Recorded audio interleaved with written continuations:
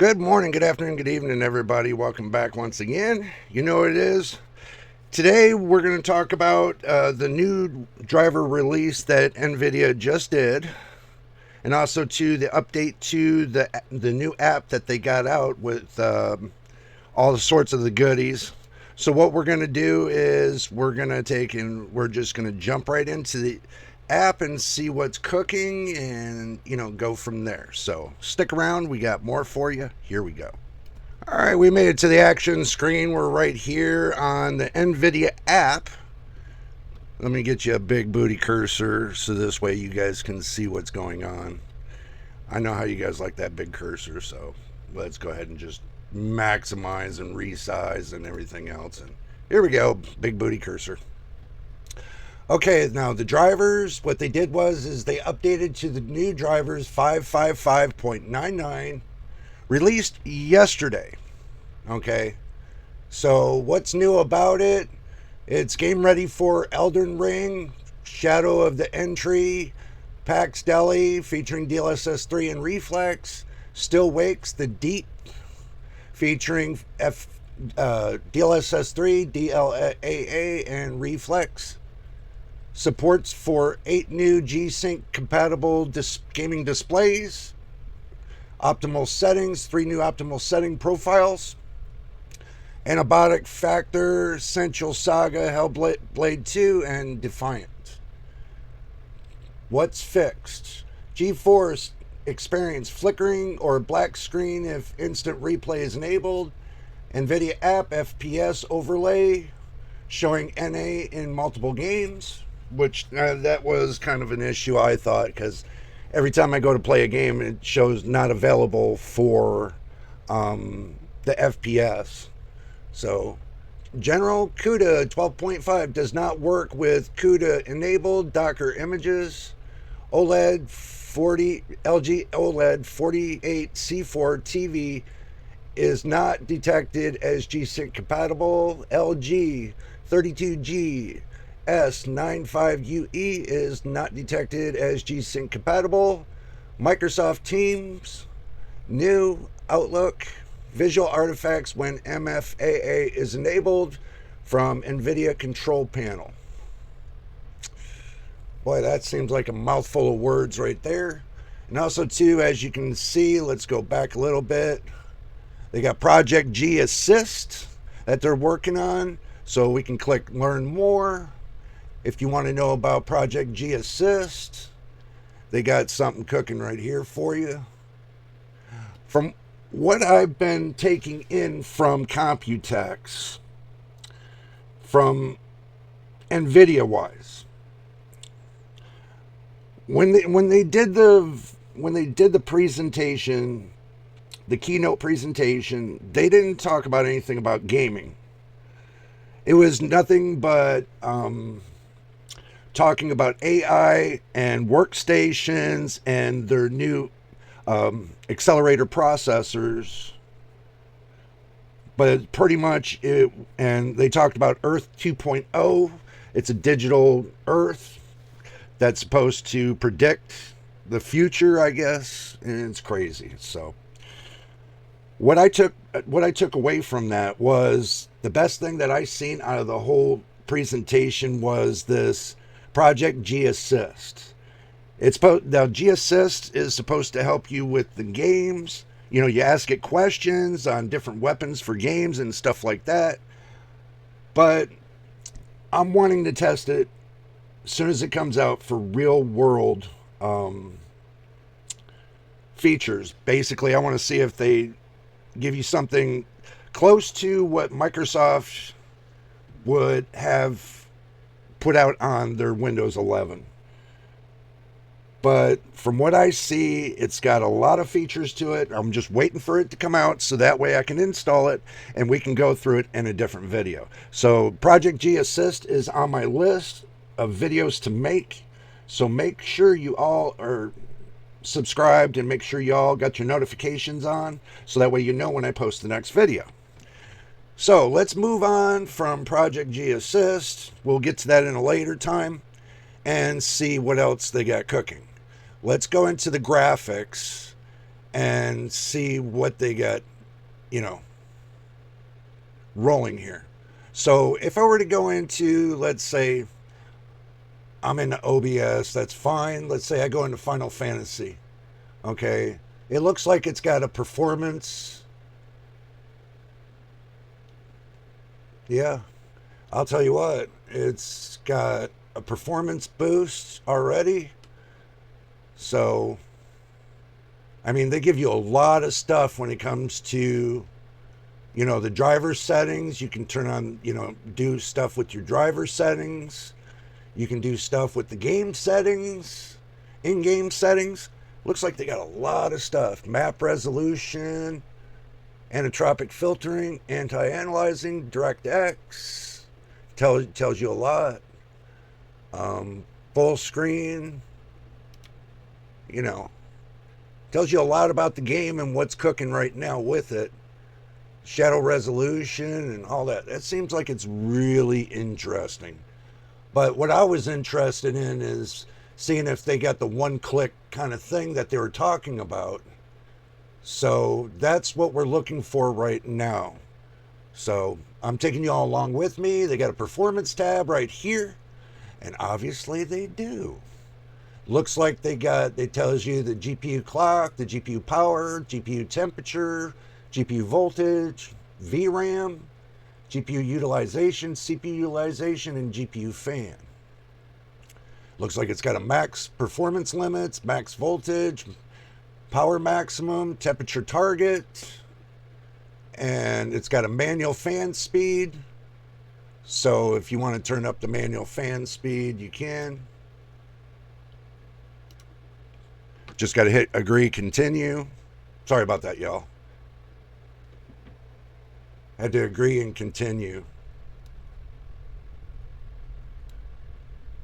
Let's see if that works. They got the automatic tuning. Let's see. Let's hit automatic tuning and see what happens. Hopefully it doesn't mess up the video because we're trying to make this work.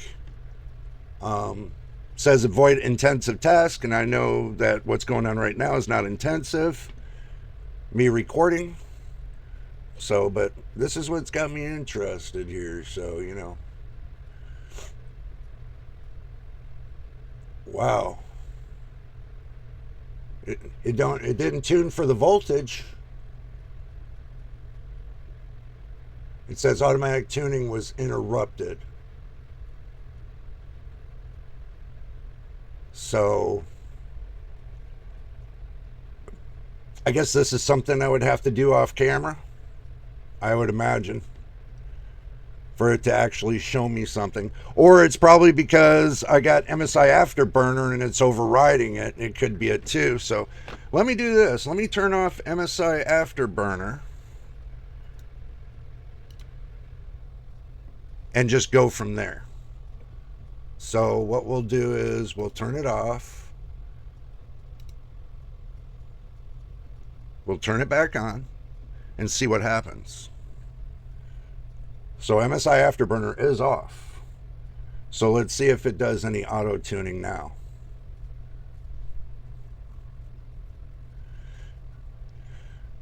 So if you are running a third-party tuner, I would suggest to turn it off before you test this.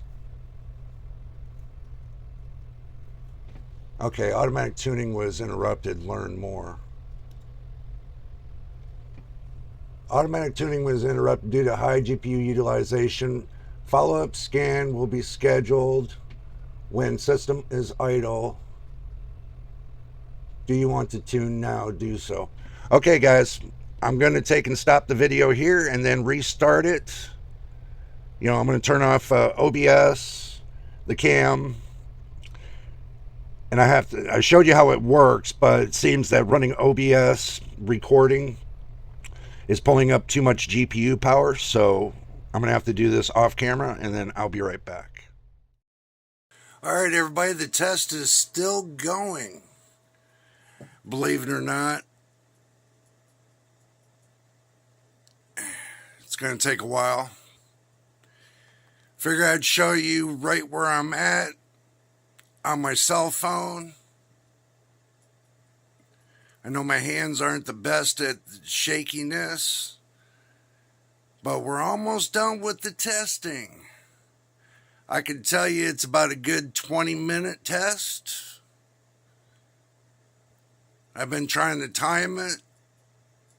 So much for 15-minute test, because that's what they said it was going to be. All right, I'll bring you back in a moment. Once the test completes, I just wanted to show y'all real quick where it's standing on my phone, so that way you can see that the test is still rolling. So let's bring you back when the test is all complete. And now we're back. Okay, let me explain to you what it did. Right here it says GPU tuning plus 128 megahertz, VRAM tuning plus 200. Okay, so basically you guys aren't going to like when I say this. Basically, I'm better off just to turn this off. And I'll tell you why. When I click on MSI Afterburner, which I'm doing now,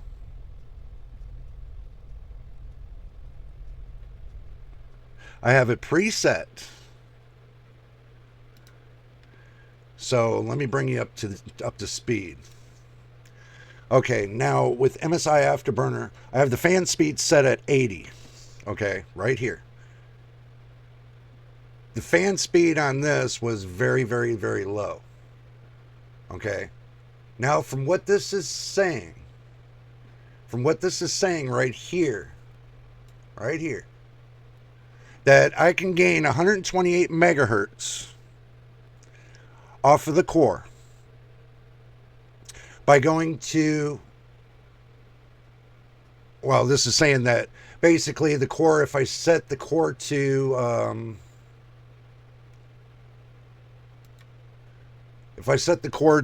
let's say 128, right, is what it's saying, and I hit apply. So that's about the megahertz I get is 128. Okay, now that's with the VRAM tuning at 200, which it's already at 200. So, but what they don't know is that I can go to 800 and I can set the core clock to 200 and hit apply, right? So right here, the core clocks are going to be different. Now, the way they had it set was it was set down real low. And you notice that the VRAM clock is up. See, the VRAM clock is up. Voltage didn't change. It's still running at 36, but idle with OBS on, it's at 37. But 2520 megahertz baseline clock. Let's do this. Let's test it. Okay, now I'm not going to test it at their range. I'm going to test it at the range I set it at. This is a perfect range for the RTX 4070. I've tested it many of times.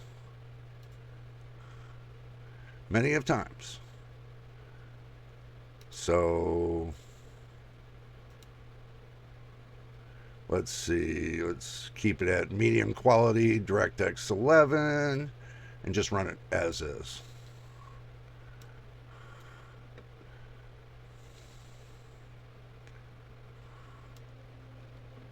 Okay.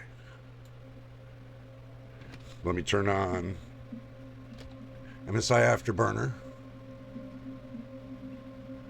99% usage. Now, the thing is this, their clock speed. Oh, let me turn off the TV so you don't have to hear that in the background. Okay, now let's understand what they were doing. Now, here I'm hitting between 25 and 3000 megahertz. I am temperature is at 57. Now, when they were doing this testing, it was hitting who? It was hitting the 71C.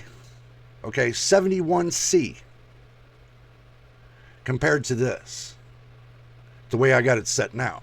So the way I have it set, you get a lot more performance. I mean, a lot more performance than the way they had it set. I mean, if you look at my CPU, it's at 62C. You look at the GPU, it's at 5960C. I have it well balanced to run like this without killing the GPU or the CPU. The CPU is undervolted. The GPU is just above stock clock. So basically, if I were to push this to 3090 megahertz, that's when it's just the fine line. Anything above that, you'll start to see artifacting. So 3090 megahertz is the top clock for this graphics card, which I already know this. I've already tested this. I've already put it out there for everybody. But running it right in the middle between top clock and low clock, putting it right in the middle. And I showed you guys what right in the middle means. So, I mean, right in the middle is 800 for the memory and 200 for the core, the GPU core. That right there is the utmost sweet spot for the RTX 4070. Now, their tuner brings it way down lower. I mean, below stock clock. It runs it right just under stock clock. So, looking at that compared to running it right in the middle without having too much temperature, too much high temperature or anything else, I mean, it's pretty much is what it is. Guys, I have no idea what Nvidia was thinking with this one-click tune. No idea. The problem is that the voltage on this GPU is it hitting the limiter. Okay, I mean it's pushing it. It's not going to push it past 1.1 volts. It's hitting the limiter every time. The voltage limiter. This card has more potential than they're leading to be. Now, if you were to push it to like maybe 1.2 volts or 1.150, you might be able to get just a bit more performance out of the card, but I suggest not to do that because you're really not going to need that much more for this kind of card. I mean, playing most of your games, you get over 60 to 200 FPS all day long. So just to play your games and not worry about overclocking and everything else, you're going to get it. So, but this one-click tune, I'm not a fan of. Okay, because for a 20 minute test, I kind of dug it out about 15-20 minutes. Let me double check to make sure. So, let's see. Just to make sure. This test started at 8:34 and I finished it at 9:08. So we'll do this. We'll go 8:34 minus 9:08.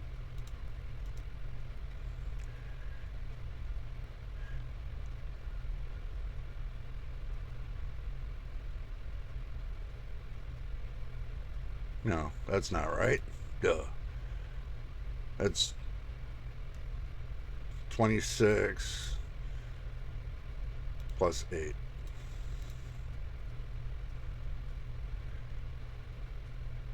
32 and a half minutes.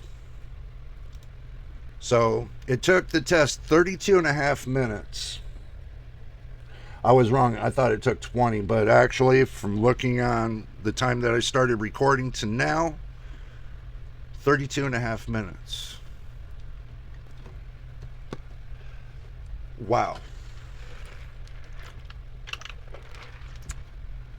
And it still didn't tune it to the way I wanted it to tune. So,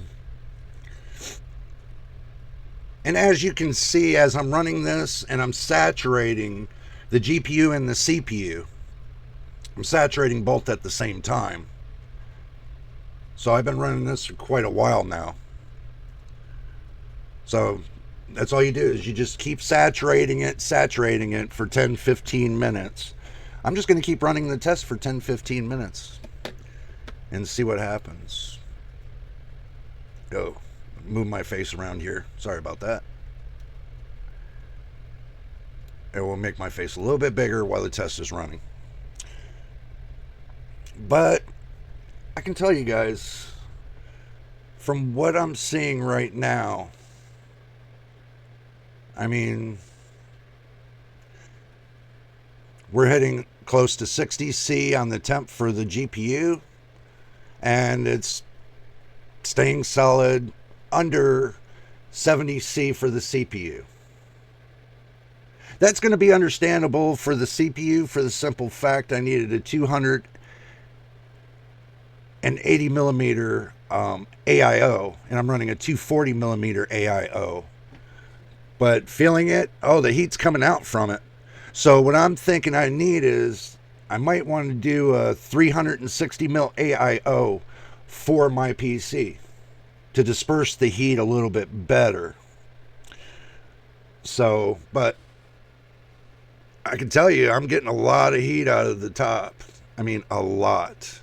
It's probably because I got this computer sitting on top blocking part of the vent too, so that might make a big difference as well. But still, it's still pushing out air, and it's still siphoning in air really well. I know y'all can't see my PC. It's on, it's right over here. One day I'm going to switch it around to where y'all can see the PC itself and see what's cooking with it. But yeah, it's taken quite a while just for it to saturate. So I don't think I'll have a problem gaming at all. I really don't. The only thing that bothers me is that it keeps hitting the limiters that's on this. It doesn't allow the GPU to spread its, to how can I say this? To stretch its legs, to say. So I think with it not being able, with it having those two limiters on, it's not able to stretch its legs to what it wants to do. So, I'm not going to modify this.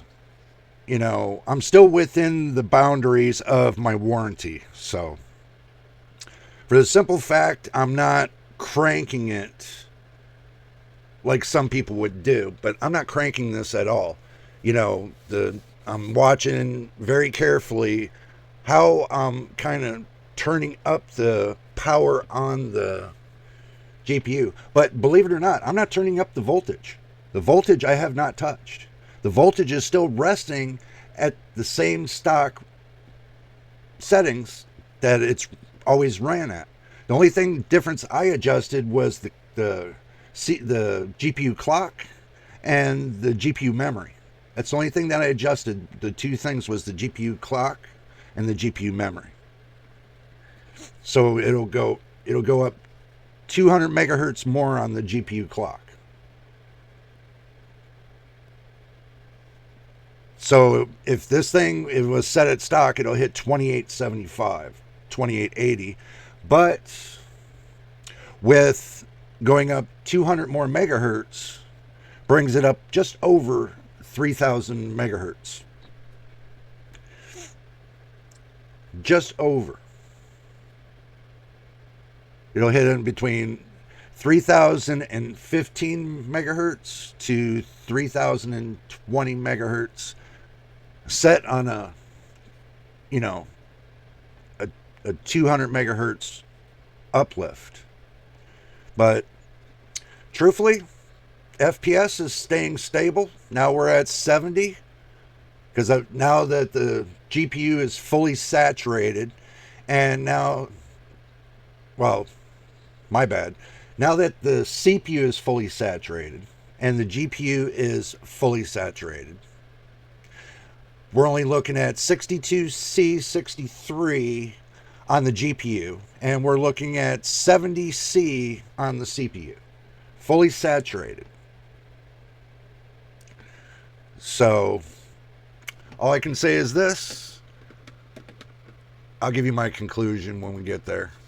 All right, let's turn this off. We've seen what we had to see. This right here. I'm gonna be honest with you. I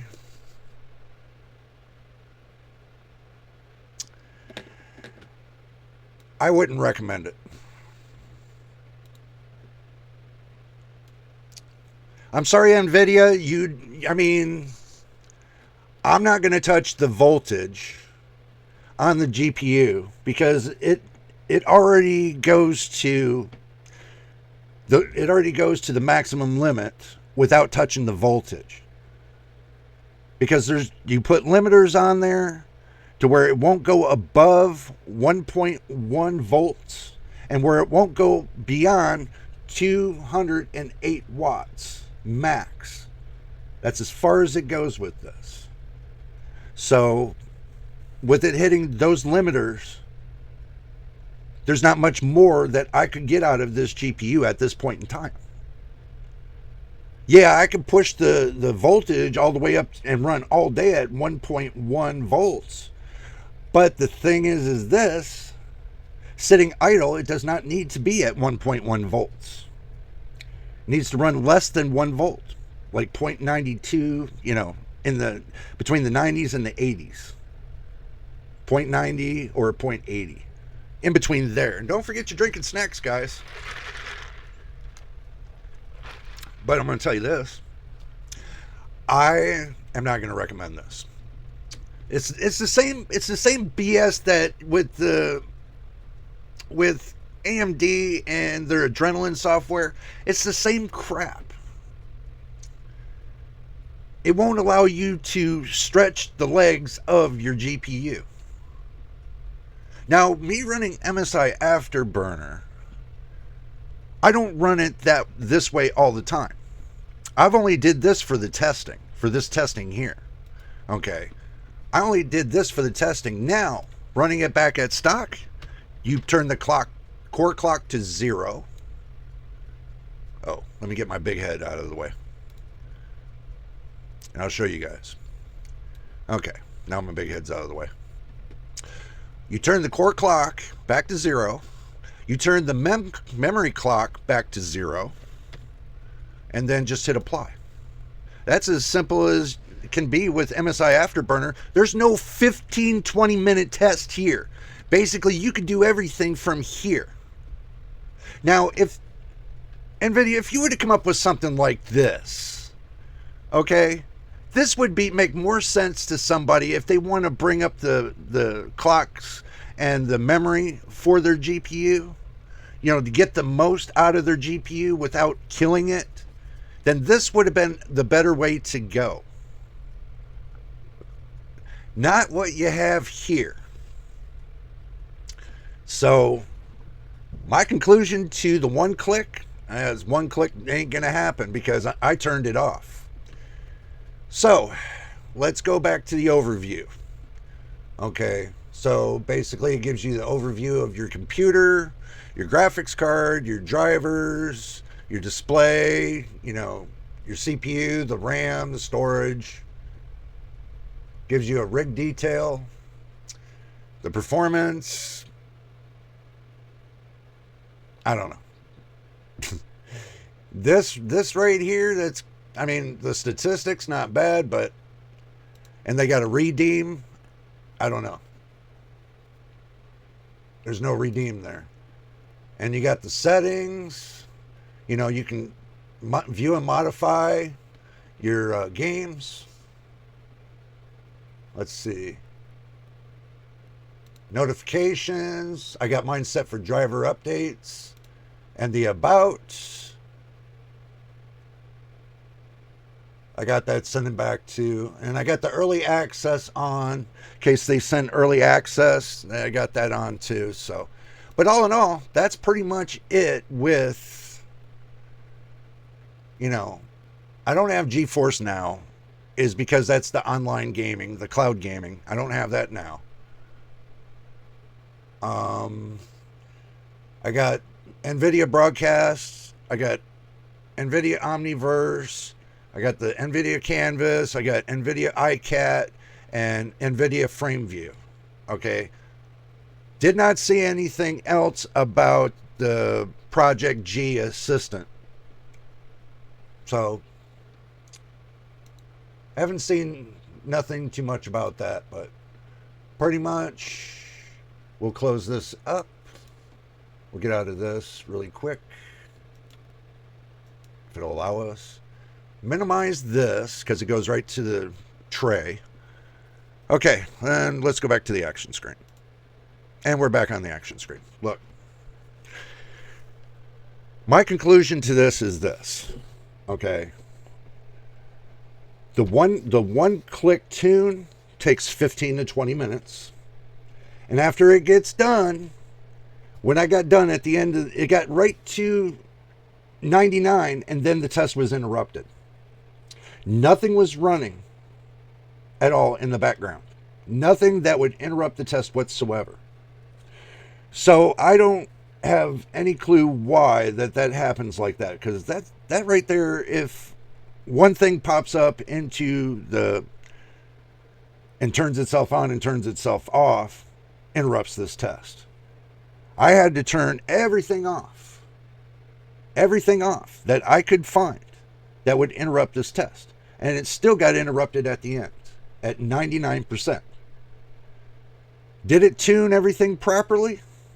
It showed me some tuning, but it didn't show me everything. It showed me about the CPU core, the GPU core. Okay, showed me about the GPU core, did not show me anything else. Didn't show me about the memory clock. Kept it at 0. Basically the only thing that it gives you is 128 megahertz boost. That's it. That's all I got out of that whole thing. 128 megahertz boost. Nothing else. So with me running MSI Afterburner and having that control, Nvidia should take a couple prompts from MSI Afterburner and come up with something like that, so that way you're not waiting 15, 20 minutes for it to, to dump on you and say, well, this is the only thing we're going to give you. It's not going to work for me. I mean, I'd rather use MSI Afterburner. Now, if they come up with something that's just as good, even better than MSI Afterburner, then I might take a second look at that. At least I know that they're doing something that's going to be better for the enthusiast and the ones that don't have that option of knowing how to overclock, if they want to, their GPU without harming the GPU.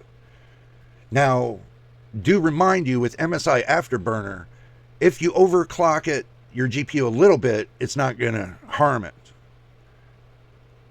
It's only going to let you go up to the optimal of your GPU. And after that, it'll shut your computer down and then restart it.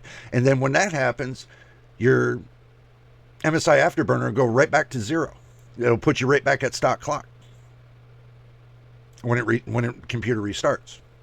So if you go too far, the computer shuts down, restarts, puts you right back at stock clocks. So you know right then and there, you can't go beyond that point. So it's not going to harm your GPU. MSI Afterburner won't harm your GPU. It has not harmed any of mine, so I have not had that issue. But I know how to clock up a GPU, and I did it within 10 increments, plus 10 increments to get where I'm at now with knowing what the maximum is with the core clock and what the maximum is with the memory clock. I don't touch the power because when you move up the core and you move up the memory, the power is going to follow right along with it. Especially if they got the limiter right there at 1.1 volts on the GPU core, and the maximum amount of watts you only can pull out of that 1.1 volt is 208 watts on a RTX 4070. Now, it might be more on a different GPU. You might be able to get more off of your different GPUs. But I can tell you on the 4070, this is what I get. Now, if you got a 4070 Super, then, I can see that you get a little bit more.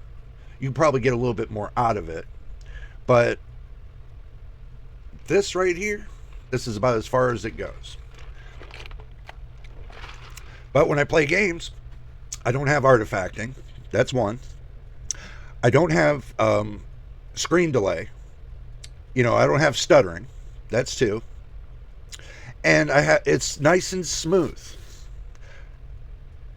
And believe it or not, where I come up with this 200 FPS mark is just rasterization. I don't even have ray tracing going at that point. Now, if I had ray tracing going, I probably could get more. But I just ran it. I've been running this thing at rasterization, no DLSS 3. I could if I need it. But right now, running it at the stock, rasterization, getting 200 FPS, I'm not complaining. I do have other videos that show you that I've benchmarked the GPU. So you can go watch those. But anyway, my conclusion to this, the one-click thing is not for me. I can't say it's not for you because you're probably going to test it too, but that'll be your conclusion for your computer of how you want to do it. If this is something you want to do and leave it running, I just think it's going to be another headache that's going to be running in the background and it's going to eat up resources, But like I said, with MSI Afterburner, I already know how much it eats up in the background, and it's not much, and I know how much FPS I get with it running, and that's with OBS running, and that's with me screen recording all together. When I'm doing these testings, it's not just, and I'm going to say this, it's not just the computer itself and me running off of a caption card. When I'm doing the testing on my main PC, number one, it's not on a caption card because OBS is running direct from my camera to my PC, direct. My screen, direct from my PC. No caption card involved. Now, if I had another PC and I was running this PC here, hear that? My PC there, I was running it on a caption card. Then I wouldn't have to worry about OBS or anything else running in the background because then I can run it to its max and I'll probably end up getting a little bit more. You never know. So far, I haven't really tested this without OBS on or anything else. I've been all this time running it with OBS and things in the background. So maybe one day when I get another PC built, just either keep this one here for gaming and build another one for content creator work. Then I'll use the caption card and retest this again and see how it runs without OBS or anything else running on it other than the game. So, in time, we'll tell.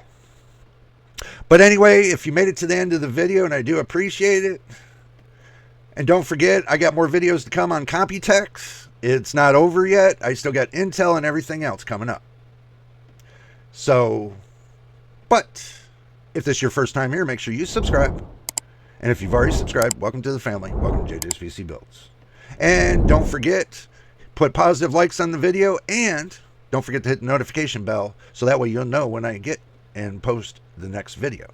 So until the next time in the next video, guys, we will see you on the next one.